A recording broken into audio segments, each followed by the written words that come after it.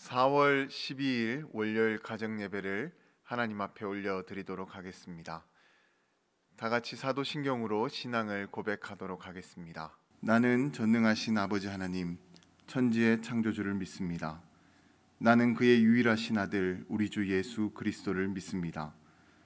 그는 성령으로 잉태되어 동정녀 마리아에게서 나시고 본디오 빌라도에게 고난을 받아 십자가에 못 박혀 죽으시고 장사된 지 사흘 만에 죽은 자 가운데서 다시 살아나셨으며 하늘에 오르시어 전능하신 아버지 하나님 우편에 앉아 계시다가 거기로부터 살아있는 자와 죽은 자를 심판하러 오십니다. 나는 성령을 믿으며 거룩한 공교회와 성도의 교제와 죄를 용서받는 것과 몸의 부활과 영생을 믿습니다. 아멘. 다 같이 복음성가 부르신 곳에서 함께 찬양하도록 하겠습니다.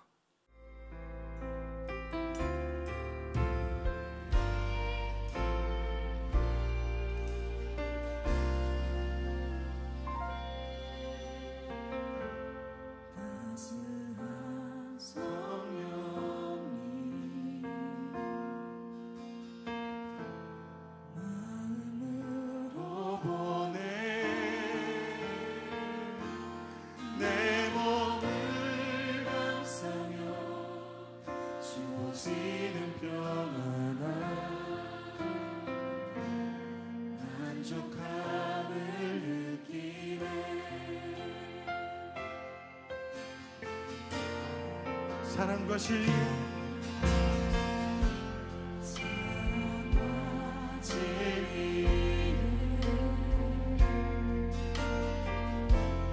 한 줄이 빛보내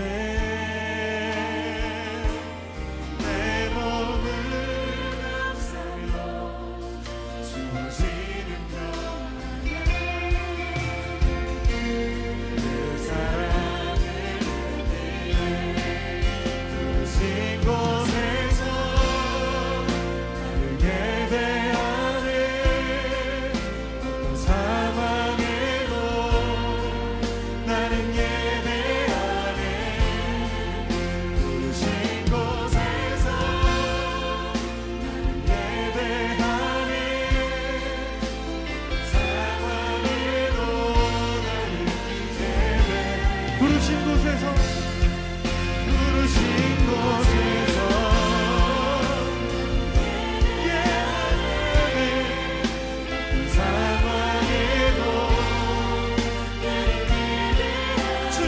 주님 안에 있습니다. 주님의 사랑 안에 있습니다. 주님 진리로 나의 삶을 인도하여 주시옵소서. 내가 걸어갈 때 비밀이 되고 살아갈 때 삶이 되는 그곳에서 예배하네.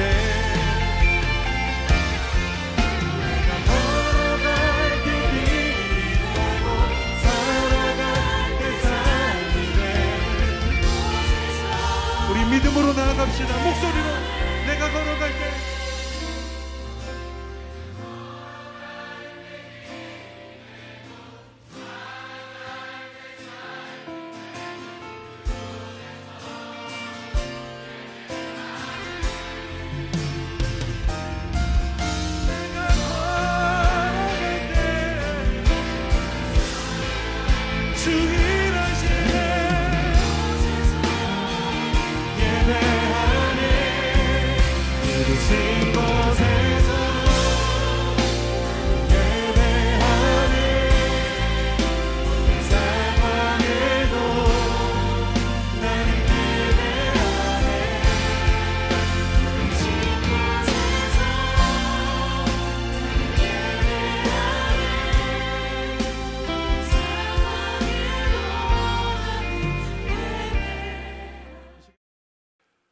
오늘 우리 가정에게 허락하신 하나님의 말씀은 출애굽기 4장 12절의 말씀입니다.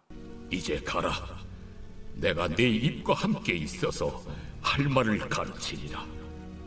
어떤 심리학자가 거지 아버지를 둔 두 아들을 찾아가서 그들이 어떤 사람으로 성장했는지를 알아보았더라고 합니다. 그 심리학자가 첫 번째 아들을 찾아가 봤더니 그 첫 번째 아들도 아버지처럼 길에서 구걸하는 거지가 되어져 있었습니다. 그래서 그 심리학자는 첫 번째 아들에게 당신은 어떻게 하다가 거지가 되었습니까? 라고 그렇게 물어보게 되었습니다. 그랬더니 그 아들이 하는 말이 아버지가 거지라서 그렇습니다 라고 하며 자신이 거지가 된 그 탓을 아버지에게 돌리고 있었습니다. 그리고 이어서 심리학자는 둘째 아들을 찾아가 보게 되었습니다. 그랬더니 그 둘째 아들은 건실한 사업가로 부자가 되어져 있었고 또 행복한 가정을 이루고 있었습니다. 그래서 심리학자는 그 둘째 아들에게도 물어보았습니다. 당신은 어떻게 해서 이렇게 훌륭한 사람이 되었습니까? 그랬더니 둘째 아들도 이렇게 대답을 했습니다. 아버지가 거지라서 그렇습니다. 이 이야기처럼 똑같은 환경 속에 있더라도 내가 어떤 마음을 가지고 살아가느냐에 따라서 나의 인생은 전혀 다른 방향으로 나아가게 됩니다. 그렇게 우리는 나에게 찾아온 어려운 상황과 환경에 대해서 핑계를 대기보다는 오히려 그런 것들을 긍정의 에너지로 삼고 나의 인생을 발전시켜 나가야 하는 것입니다. 그러면 그 인생은 한층 성장하는 인생이 되는 것입니다. 오늘 본문의 앞부분을 보게 되면 하나님께서는 모세를 부르셔서 그를 통해서 이스라엘의 노예로 있었던 이스라엘 백성들을 구원하실 계획에 대해서 말씀해 주셨습니다. 하지만 모세는 하나님의 부르심에 즉각적으로 순종하지 않고 이런저런 핑계를 대며 하나님의 뜻을 따르려고 하지 않았습니다. 하지만 하나님께서도 쉽게 포기하지 않으시고 계속해서 모세에게 신비한 징표를 보여주며 그를 설득했습니다. 그러나 모세는 하나님의 적극적인 설득에도 불구하고 본래 나는 말을 못하는 사람입니다 라고 그렇게 끝까지 자신을 부인하며 하나님의 부르심에 순종하지 않으려고 했습니다. 사실 이쯤 되면 하나님께서도 화가 나실 만도 한데 하나님께서는 모세의 형 아론을 그에게 붙여주시면서 그가 내 입을 대신할 것이다. 너는 그에게 하나님처럼 될 것이다. 그리고 내가 너와 함께 할 것이다 라고 말씀하시면서 끝내 모세를 설득시키셨습니다.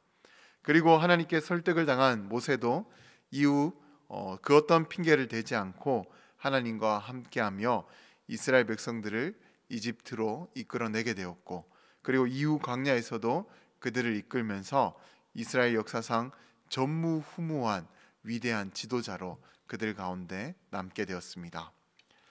그러나 만약 모세가 끝까지 하나님 말씀에 불순종하고 이런 핑계 저런 핑계를 대면서 그렇게 하나님 뜻에 순종하지 않았다라고 한다면 그는 광야에서 이름 없는 목자로 허무하게 그 인생을 끝내고 말았을 것입니다.